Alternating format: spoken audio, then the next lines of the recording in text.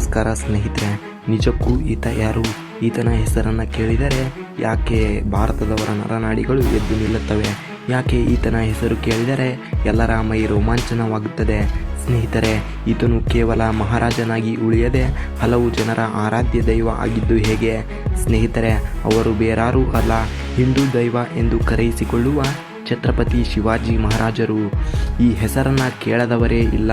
ಯಾಕೆಂದರೆ ಈತ ಕೇವಲ ತನ್ನವರ ಮನಸ್ಸಿನಲ್ಲಿ ಸಂಕಲ್ಪವಾಗಿ ಉಳಿಯದೆ ಜೊತೆಗೆ ಶತ್ರುಗಳ ಎದೆಯಲ್ಲಿ ಸಾವಿನ ಭಯವಾಗಿ ಉಳಿದುಕೊಂಡಿದ್ದಾರೆ. ಹಾಗಾದರೆ ಈತನು ಅಂತಹದ್ದೇನು ಮಹಾನ್ ಕಾರ್ಯಗಳನ್ನು ಮಾಡಿದ್ದಾನೆಂದು ಈ ವಿಡಿಯೋದಲ್ಲಿ ತಿಳಿದುಕೊಳ್ಳೋಣ. ಆದ್ದರಿಂದ ಬೇಗನೆ ಚಾನಲ್ಗೆ ಸಬ್ಸ್ಕ್ರೈಬ್ ಮಾಡಿಕೊಳ್ಳಿ. ಸ್ನೇಹಿತರೆ, ಈ ಶಿವಾಜಿ ಮಹಾರಾಜರು ಫೆಬ್ರವರಿ 19, 1630ರಲ್ಲಿ ಮಹಾರಾಷ್ಟ್ರದ ಶಿವನೇರಿ ಎಂಬಲ್ಲಿ ಜನಿಸುತ್ತಾರೆ. ಈತನ ತಂದೆಯ ಹೆಸರು ಶಹಾಜಿ ಹಾಗೂ ತಾಯಿಯ ಹೆಸರು ಜೀಜಾಬಾಯಿ. ಸ್ನೇಹಿತರೆ, ಈತನ ಹೆಸರು ಕೇವಲ ಛತ್ರಪತಿ ಶಿವಾಜಿ ಮಾತ್ರ ಎಂದು ಎಲ್ಲರೂ ಅಂದುಕೊಂಡಿದ್ದಾರೆ.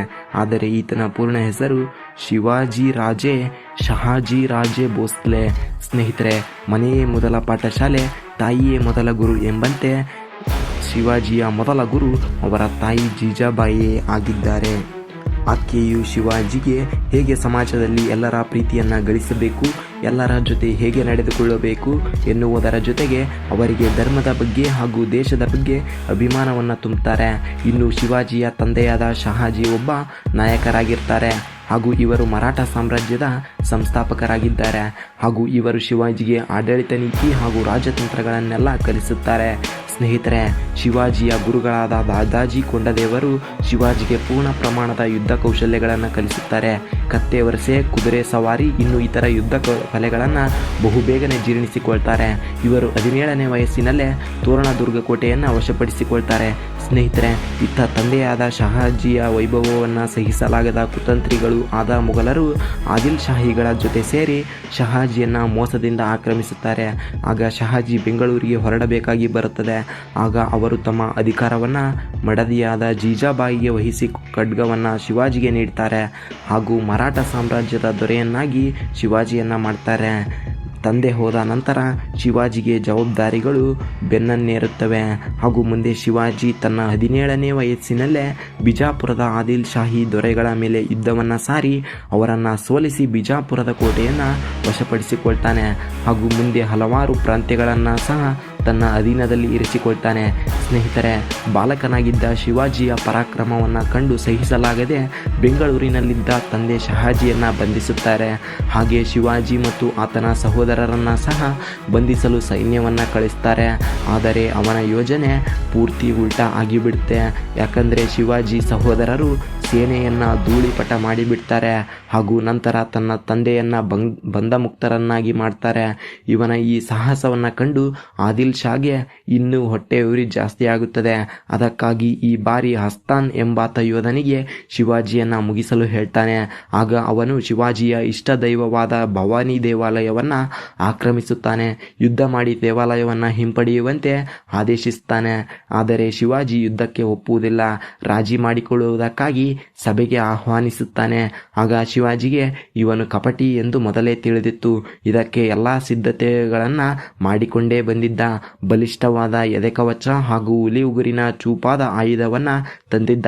ಸಭೆಗೆ ಬಂದ ಶಿವಾಜಿಯನ್ನು ಆಹ್ವಾನಿಸಿಕೊಳ್ಳುವ ನೆಪದಲ್ಲಿ ಶಿವಾಜಿಯನ್ನು ತಬ್ಬಿಕೊಂಡು ತನ್ನ ಬಳಿಯಿದ್ದ ಕತ್ತಿಯನ್ನು ಹೊರತೆಗೆದು ಕೊಲ್ಲಲು ಮುಂದಾದಾಗ ಶಿವಾಜಿ ತಕ್ಷಣ ಎಚ್ಚೆದ್ದುಕೊಂಡು ಮೊದಲೇ ತಂದಿದ್ದ ಚೂಪಾದ ಹುಲಿ ಉಗುರಿನಿಂದ ಅವನ ಎದೆಯನ್ನು ಬಗೆದು ಅವನನ್ನು ಸಾಯಿಸ್ತಾನೆ.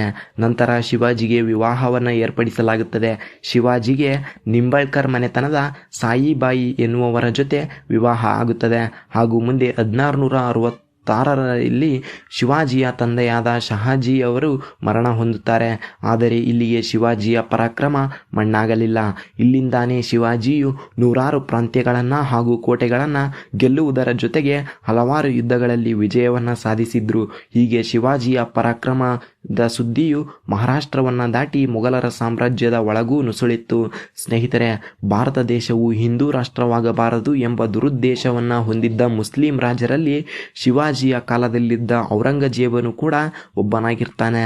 ಹಾಗೂ ಇವನು ಒಮ್ಮೆ ಸಂಧಾನ ಮಾಡಿಕೊಳ್ಳಲು ಕರೆದು ವಂಚಿಸಿ ಶಿವಾಜಿಯನ್ನ ಹಾಗೂ ಆತನ ಮಗನಾದ ಸಂಭಾಜಿಯನ್ನ ಸೆರೆ ಹಿಡಿಯುತ್ತಾರೆ. ಆದರೆ ಶಿವಾಜಿಯು ಒಮ್ಮೆ ತಮ್ಮ ಮನೆ ದೇವರ ಪೂಜೆಯನ್ನ ಮಾಡಬೇಕೆಂಬ ನೆಪದಿಂದ ದೊಡ್ಡ ದೊಡ್ಡ ಬುಟ್ಟಿಗಳಲ್ಲಿ ಹಣ್ಣನ್ನು ತರಿಸುತ್ತಾರೆ. ಹಾಗೆ ಒಂದು ಬುಟ್ಟಿಯಲ್ಲಿ ತಮ್ಮ ಮಗನಾದ ಸಂಭಾಜಿಯನ್ನ ಗುಪ್ತವಾಗಿ ಕಳುಹಿಸುತ್ತಾರೆ. ಹಾಗೂ ಶಿವಾಜಿಯು ಅಲ್ಲಿರುವ ಕಾವಲುಗಾರರನ್ನು ಸಾಯಿಸಿ ಅವರು ಸಹ ತಪ್ಪಿಸಿಕೊಳ್ತಾರೆ. ಶಿವಾಜಿಯು ತಪ್ಪಿಸಿಕೊಂಡು ಅಡಗಿ ಕೂರೋದಿಲ್ಲ. ಅವರು ಮತ್ತೆ ಒಂದು ಚಿಕ್ಕ ಸೈನ್ಯವನ್ನು ಸಜ್ಜು ಮಾಡಿಕೊಂಡು ಬರ್ತಾರೆ ಹಾಗೂ ಮುಂದೆ ಆ ರೋಚಕ ಯುದ್ಧವನ್ನು ಸಹ ಗೆಲ್ತಾರೆ. ಹಾಗೆ ನಂತರ ತನ್ನಿಂದ ಜಾರಿದ್ದ ಎಲ್ಲ ಪ್ರದೇಶಗಳನ್ನು ಮತ್ತೆ ಮರುವಶ ಮಾಡಿಕೊಳ್ತಾರೆ. ಹೀಗೆ ಇದೇ ಸಮಯದಲ್ಲಿ ಮೊಘಲರು ಮೂಲತಃ ಮುಸ್ಲಿಮರು. ಈ ಕಾರಣದಿಂದ ಹಿಂದೂಗಳನ್ನು ಬಲವಂತದಿಂದ ಮತಾಂತರ ಮಾಡಿಕೊಳ್ತಿದ್ರು. ಹಾಗೆ ಅವರಿಂದ ಕೋಟ್ಯಾಂತರ ಹಿಂದೂಗಳನ್ನು ಕಾಪಾಡುವಲ್ಲಿಯೂ ಸಹ ಯಶಸ್ವಿಯಾಗ್ತಾರೆ. ಸ್ನೇಹಿತರೆ, ಮೊದಲಿಗೆ ದಕ್ಷಿಣ ಭಾಗವು ಮುಸ್ಲಿಮರದ್ದೇ ಆಗಿರುತ್ತದೆ.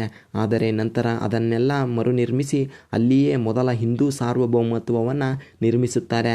ಹಾಗೂ ಮುಂದೆ ಅವರು ಜೂನ್ 6, 1674ರಲ್ಲಿ ರಾಯಗಢದಲ್ಲಿ ಅಮೋಘವಾಗಿ ಪಟ್ಟಾಭಿಷೇಕ ಮಾಡಿಕೊಳ್ತಾರೆ. ಹಾಗೂ ನಂತರ ಇವರಿಗೆ ಛತ್ರಪತಿ, ಶತಕರ್ತ, ಕುಶತ್ರಿಯ ಕುಲವಂತರು ಮತ್ತು ಹೈಂದವ ಧರ್ಮೋದ್ಧಾರಕ ಎಂಬ ಹಲವಾರು ಬಿರುದುಗಳನ್ನು ಪಡಿತಾರೆ.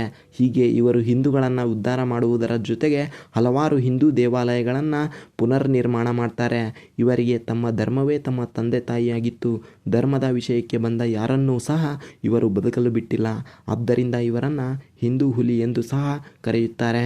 ಸ್ನೇಹಿತರೆ, ಇದಾಗಿತ್ತು ಇಂದಿನ ವಿಡಿಯೋ. ಈ ವಿಡಿಯೋದಿಂದ ನೀವೇನಾದರೂ 1% ಆದರೂ ಕಲ್ತಿದ್ರೆ ವಿಡಿಯೋಗೆ ಲೈಕ್ ಮಾಡಿ. ನಮಸ್ಕಾರ, ಧನ್ಯವಾದಗಳು ಸ್ನೇಹಿತರೆ.